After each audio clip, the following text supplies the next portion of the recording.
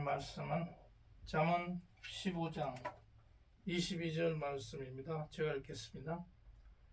의논이 없으면 경영이 무너지고 지략이 많으면 경영이 성립하느니라. 오늘 이 말씀은 계속해서 지난주에 이어서 지도력이 어떤 리더십이 중요한가, 의논이 중요하다. 한 가정도 그렇고 또 어떤 사업체도 마찬가지고 국가 경영도 마찬가지겠습니다. 많은 사람들이 어떤 그 책임자들이 모여서 의논하는 모습이 그것을 보는 사람도 그렇고 또 국가를 경영하는 사람도 그런 의논 가운데서 무엇이 필요하고 그러한 어떤 대책이 그때그때 있어야 될 것입니다. 지금 그 윤석열 대통령이 지금 9개월째 접어들었는데 리더십을 흔드는 세력들이 있습니다. 야당은 물론이고 유튜버들 가운데서도 막 흠집을 내고 흔들어대는 사람들이 굉장히 많습니다. 김어준은 물론이고 유시민, 변희재 이런 사람들이 윤석열 정권을 완전히 무너뜨리려고 하고 있습니다. 여론을 막 그렇게 호도하고 그런데 이제 그런 것은 기본적으로 언제나 있어 왔는데 두 번째 또 흔드는 그러한 보수 분열상이 나타나고 있습니다. 이것은 뭐냐? 최근 지금 3월 8일 국힘 전당대회를 하면서 보수의 분열이 나타나고 있습니다. 그래서 윤 대통령의 지지율도 떨어지고 있습니다. 이것은 윤석열 대통령 본인이 초래한 것이 많이 있습니다. 당을 장악하려고 하기 때문에 누구나 대통령이 되면 정당을 장악하려고 해서 그로 인해서 자기의 어떤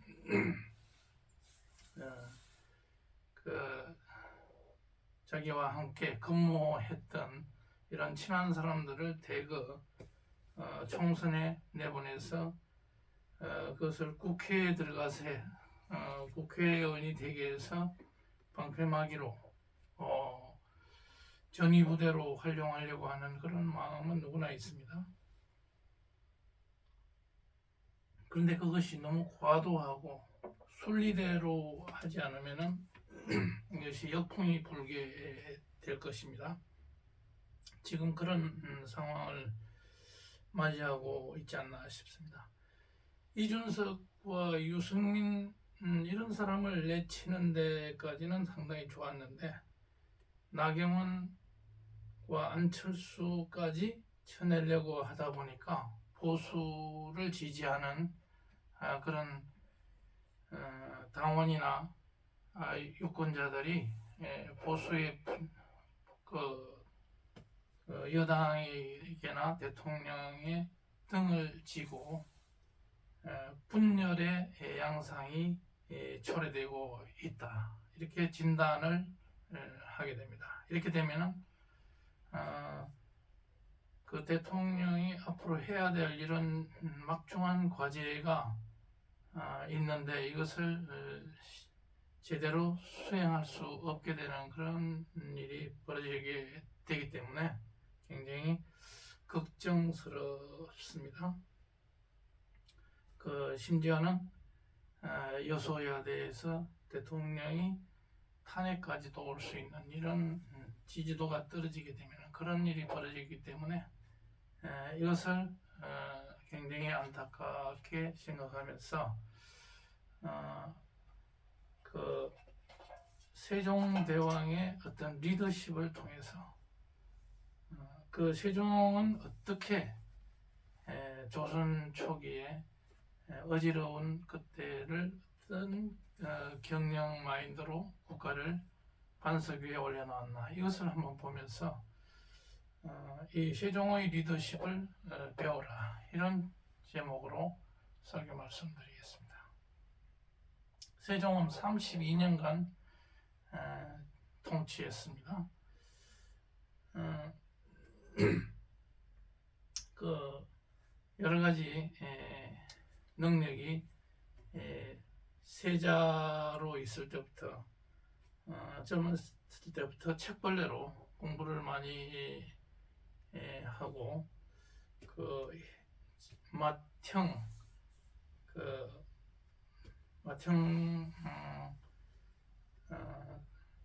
보다는 훨씬 더 공부를 많이 하는 책벌레로 알려졌습니다. 양녕대군은 그 국가의 경영보다는 개인의 어떤 행복을 추구했던 이런 여자를 보면은, 어떤 그 예쁜 여자를 보면은 사랑에 빠지고 이런 스타일이었기 때문에 어떤 그 국가 경영의 자질이 비교가 안 됐습니다.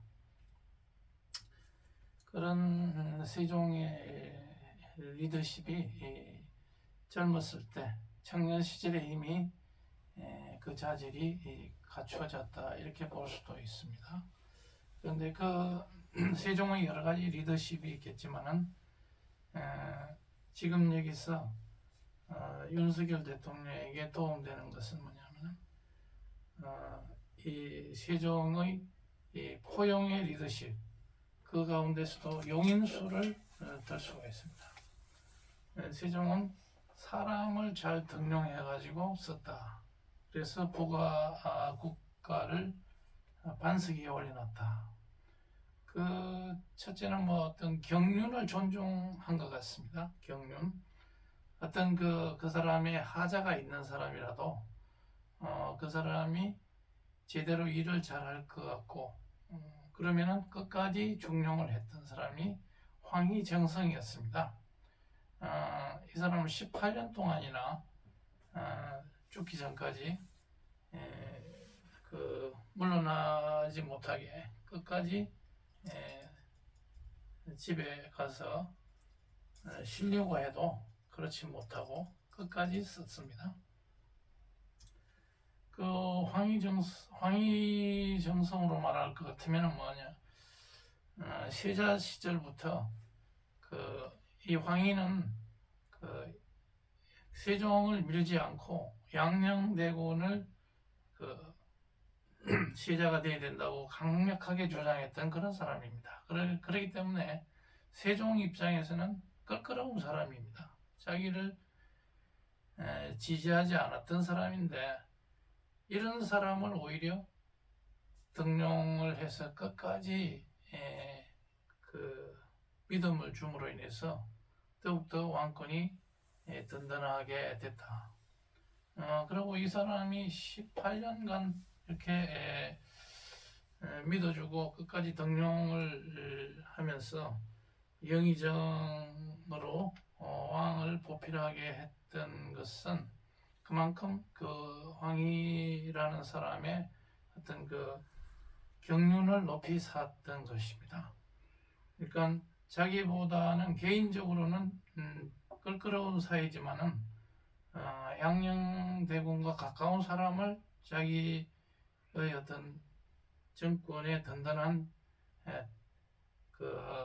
버팀목으로 씀으로 인해서 더 권력이 안정이 됐던 겁니다. 황희정성은 약간 뇌물죄도 있다 그러고 또 자기 어머니가 천민 출신이라서 어떻게 보면은 재상으로 올라갈 수 없는 그런 결격 사유가 있어도 끝까지 정성으로 자기 왕을 뒷받침하게 했던 이것은 굉장히 높이 살만한 일이다. 지금 윤석열 대통령도 국무총리로 한덕수를 기용한 것도 거의 뭐 황희정성에 가까운 인물이라고 저는 판단합니다. 그런 사람에게 많은 그 권한을 주고 하게 되면 더욱더 다른 성과를 낼 것이다, 이렇게 보고 있습니다.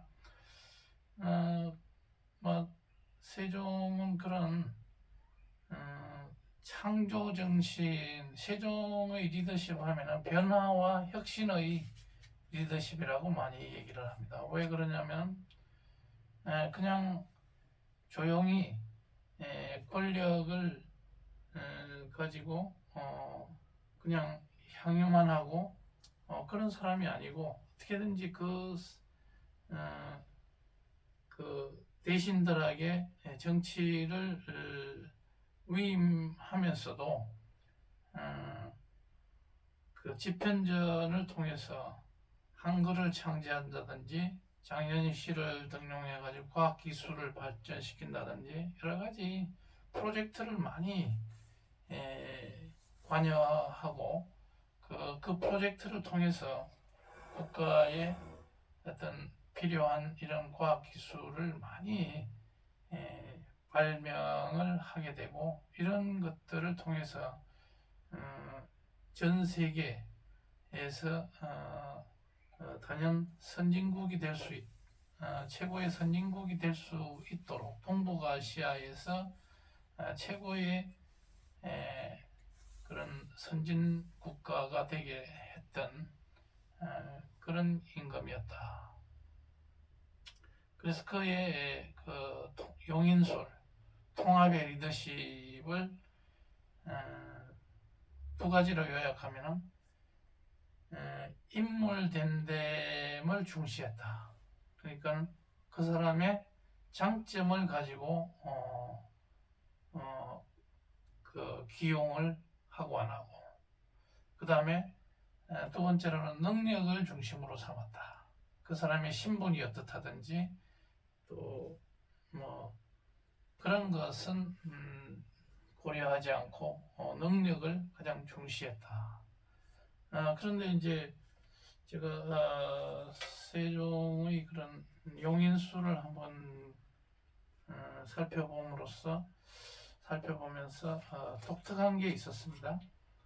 이렇게 능력 위주로 사람을 뽑았는가? 그것이 전부는 아니었습니다. 첫째는 마음이 착한지 안 착한지 그것을 많이 봤다고 합니다. 면접을 볼 때 착한 사람에게 일을 맡겨가지고 처음에는 꿈떠지만은 점점 일을 잘 해나가게 이렇게 했던 것입니다. 세종은 32년간 통치를 했기 때문에 처음부터 사람을 뽑을 때 이렇게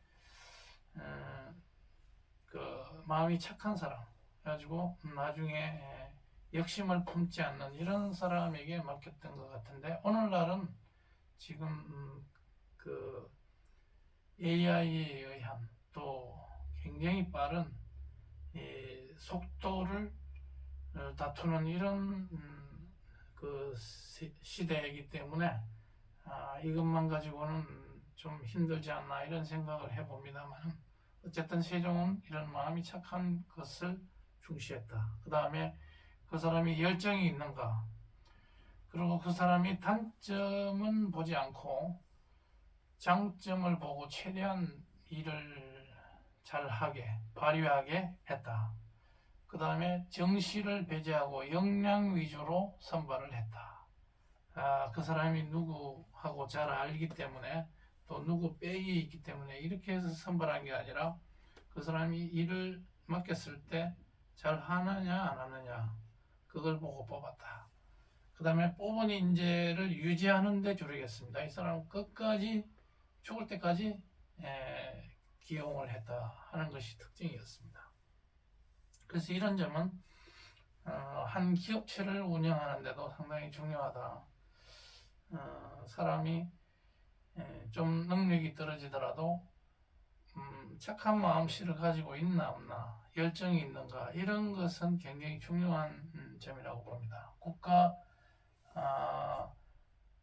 어떤 그 인재를 골라 쓰는 데에는 오늘날 또 다른 뭔가가 있겠지만 이러한 기본적인 방향은 옳다, 이렇게 봅니다.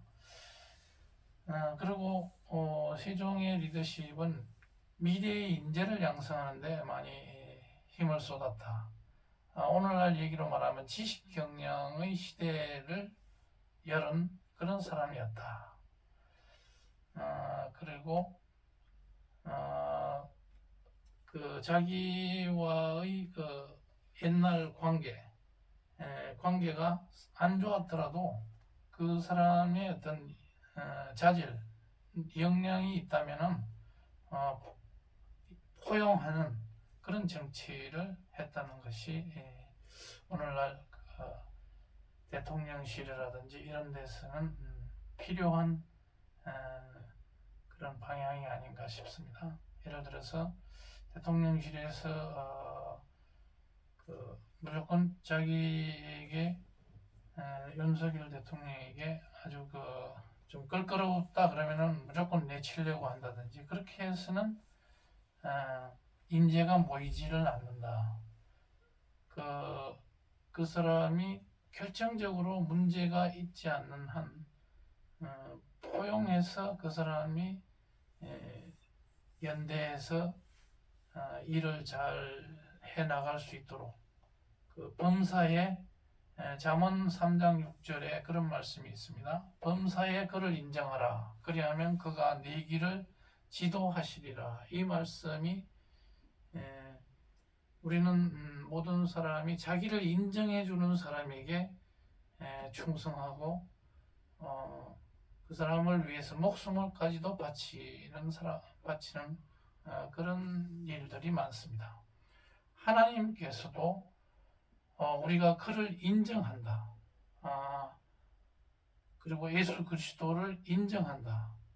그러니까 하나님을 우리가 여러 가지 기적이 있고 여러 가지 성경 말씀에 나타난 이런 것들을 믿지 않으면은 입으로 시인하지 않고 믿지도 않고 그러면은 하나님도 우리를 인정하지 않고 또 그 길을 지도해 주시지 않는다 하는 겁니다. 그래서 우리가 보통 세상 살다 보면은 하나님이 어디 있어?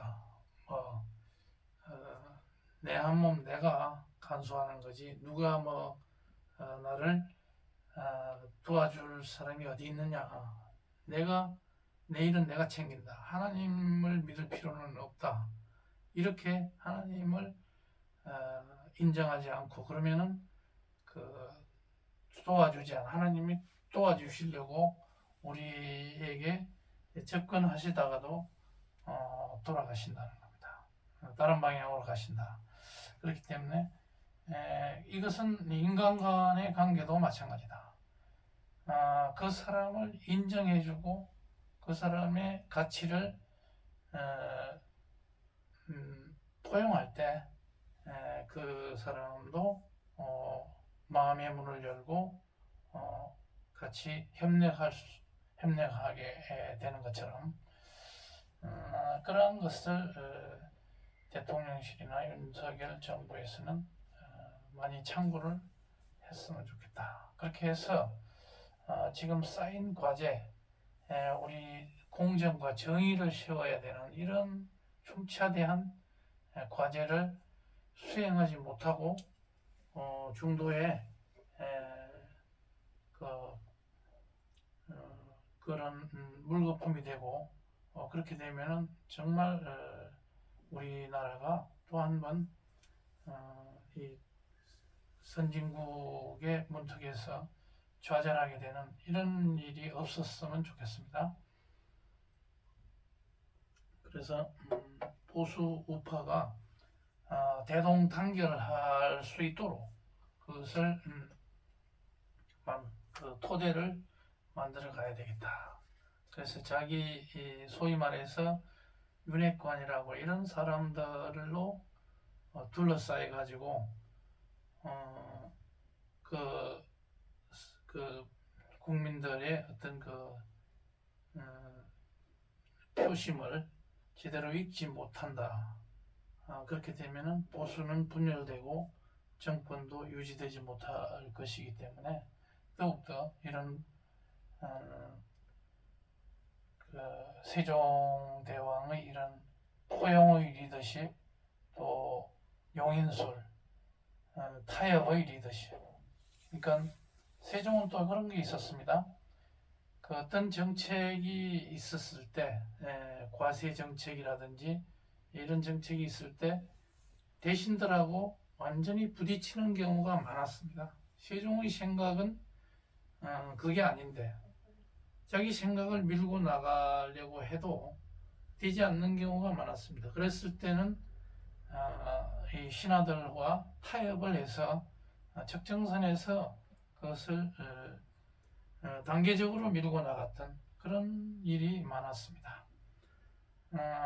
어떤 그 신분이 안 좋은 하청민 출신을 그 등용할 때도 양반들이 굉장히 반대가 심했기 때문에 그런 것을 적절하게 타협을 해가면서 계속해서 등용을 해나갔다. 이런 것도 오늘날 우리가 그 국민연금이라든지 여러 가지 개혁 정책이 많이 있습니다.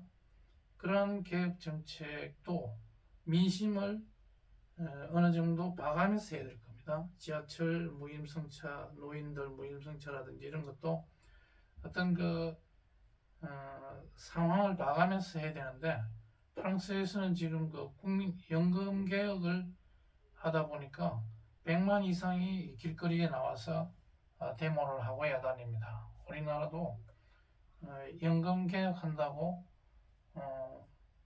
당장 반대가 엄청나게 반대에 부딪히게 되면 그것을 미룰 수 있는 그런 그 국회 다수 의석을 차지할 때까지 미루는 그런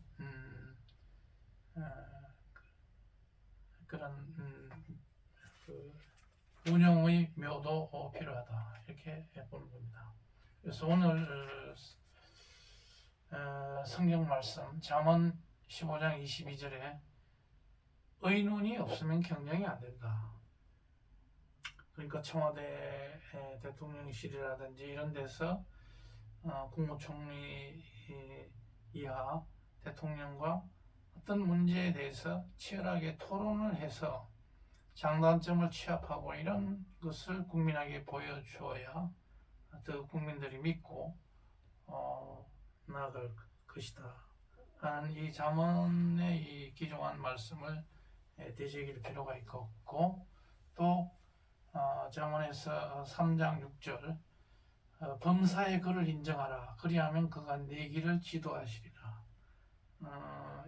이것은 인간 간의 관계에서도 정말 필요한 그런 말씀이다 이렇게 생각을 하면서 다 같이 하나님 말씀을 다시 한번 상고하는 그런 계기가 되기를 바라고 있습니다. 여기서 마치겠습니다.